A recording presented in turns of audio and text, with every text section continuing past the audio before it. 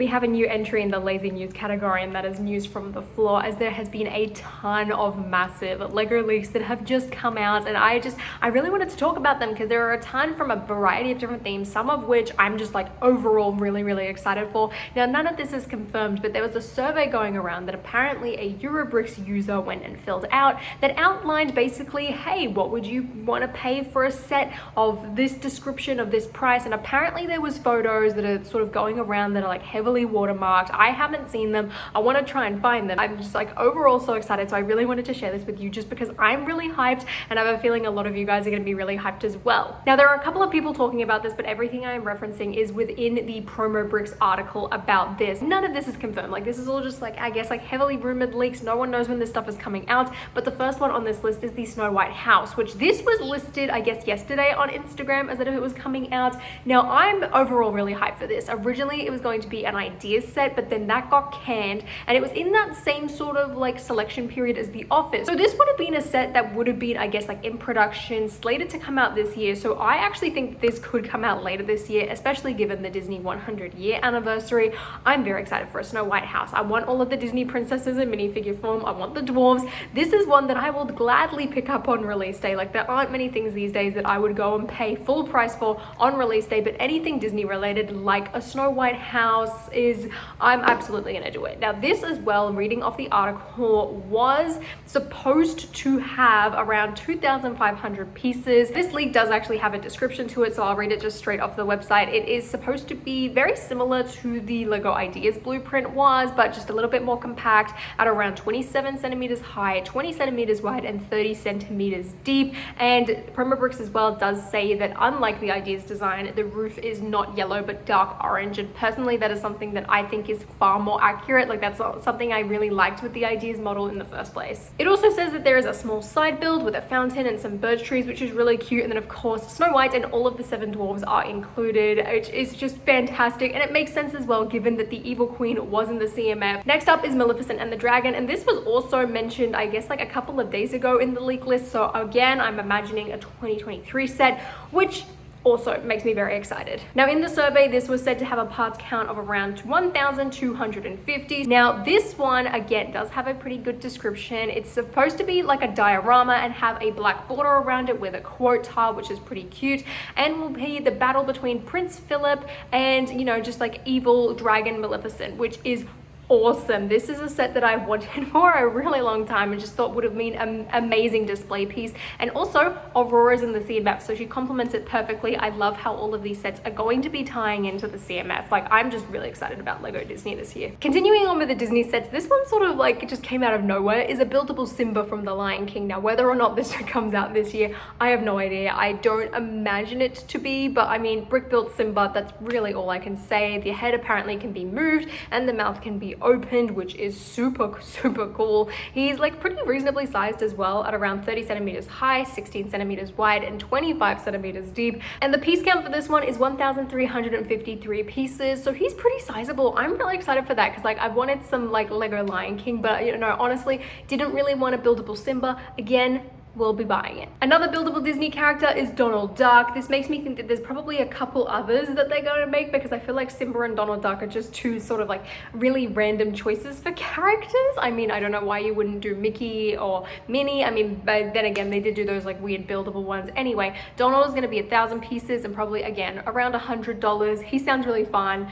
We'll definitely get him, you know the drill. Now, also listed on this list, there is a Legend of Zelda set, which I know is going to make a lot of people really excited. I personally never finished playing Breath of the Wild and haven't played a Zelda game. I don't know too much about it, but that is on here. It's going to be 1,920 pieces, probably around $250, and you know, is a tree. If you want to look this up, I'll leave Promo Bricks' link in the description. I just don't know a lot about it to talk about it. Next up, following the rumored Rivendell set that is coming out next month, is another Lord of the Rings set, which is Burrow.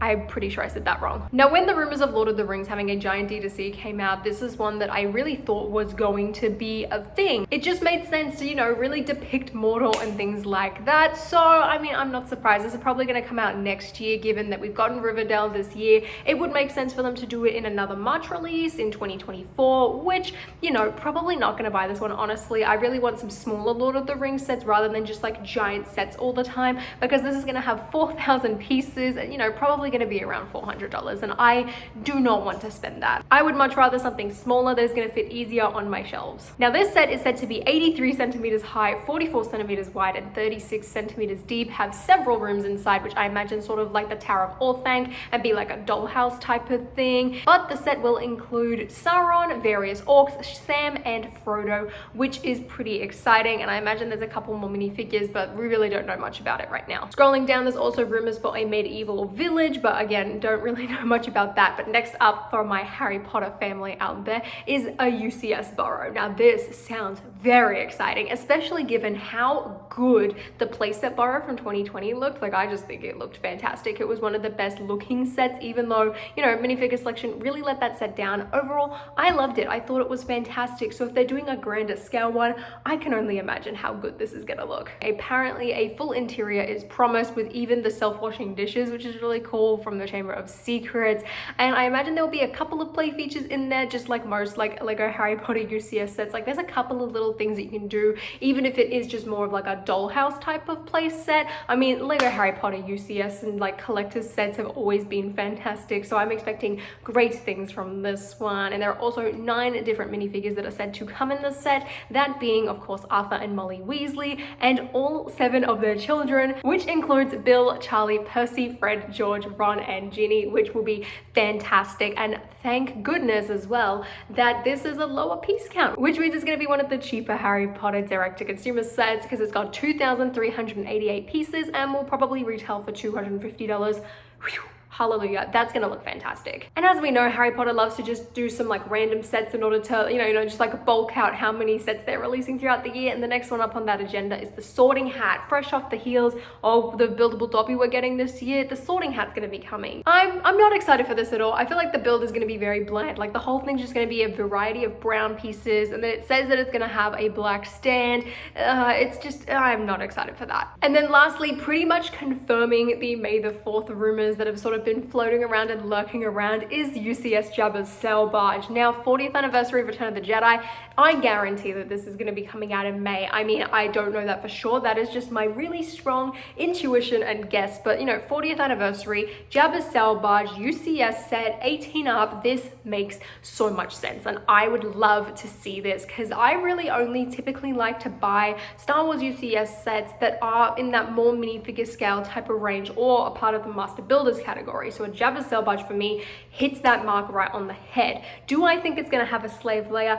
I don't know. I also haven't read down in the article far enough to find out yet. Just skimming through it, there really isn't much that's known. I mean, I assume that it's going to have like a nice exterior, open up a little bit and have a bit of an interior, and a couple of minifigures more in the style of like Master Builders, rather than just like 2 from like a UCS standpoint. But given that we are getting a Jabba's Hut diorama, I presume Jabba's going to be in there. Hopefully Max Rebo, given I just like his popularity and how much everyone loves the minifigure. And also, please, Hut Slayer Leia. I really want to see her. If she's not in it though, I do have the one from 2013, and I'm really glad that I do have her, because I'm worried that she's not going to be included, because I feel like if there is one place she is going to be included is an 18 and up UCS set. So if she's not in there, she's not coming back. In terms of dimensions, it's supposed to be 26 centimeters tall, 25 centimeters wide, and 60 centimeters long. So it's a pretty hefty and large set, and it's going to have a parts count of 6,500, which is the part that I really don't like, because that means the price is going to be around $500 US,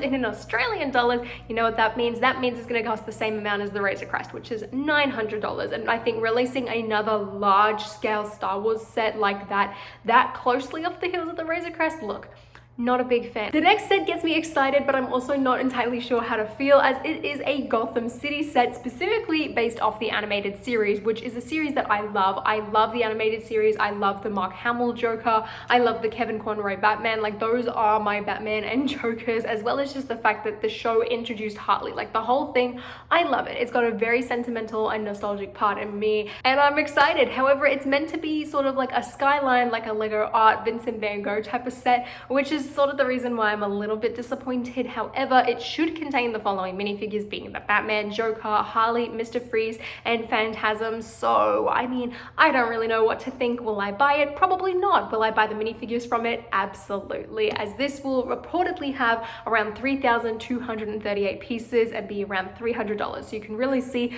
LEGO is not slowing down with the D2Cs as we go through this list. Next up, heading over to the X-Men, we should be getting an X-Mansion. Again, excited for this, especially since, I mean, Wolverine came out in a mech. It really doesn't surprise me all too much, but this should be fantastic. And it's something as well that I really wanted to see for quite a while, especially, you know, when the like X-Men First Class and Days of Future Past movies were coming out. Like, I think this would have been the prime time.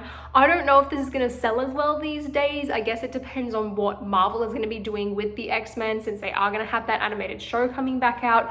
Who knows at this point, but this should be really good. It is going to be a 2-story building in tan and dark tan with a gray roof. There's going to be an entrance and a suggested fence, which is really cool. I imagine it will have an interior, but no one really knows at this point. And at least 9 minifigures will be included, including Professor X, Magneto, Wolverine, Storm, Cyclops, Beast, Mystique, Sabretooth, and Emma Frost, which is really, really cool. Again, on the larger side of things, with 3,122 pieces and going to be around $300. So I don't know if I'm going to buy that one on release day. It sounds really exciting, but at the end of the day, a lot of this is going to depend on what these sets look like. They all sound really, really hype, but I just don't want to be spending countless of hundreds of dollars on giant sets all the time. So I think this is probably one of the reasons why this survey came out in the first place. Let me know though what you guys think about these sets and also just about these price points in general. Those Disney ones and Harry Potter ones though are pretty much like day one purchases, like absolutely buying for me. Everything else is really going to be dependent on, you know, how much of a discount can I get, how much money can I save, and also what it looks like. So let me know your thoughts in the comments down below, and thank you for joining me on this episode of News from the Floor.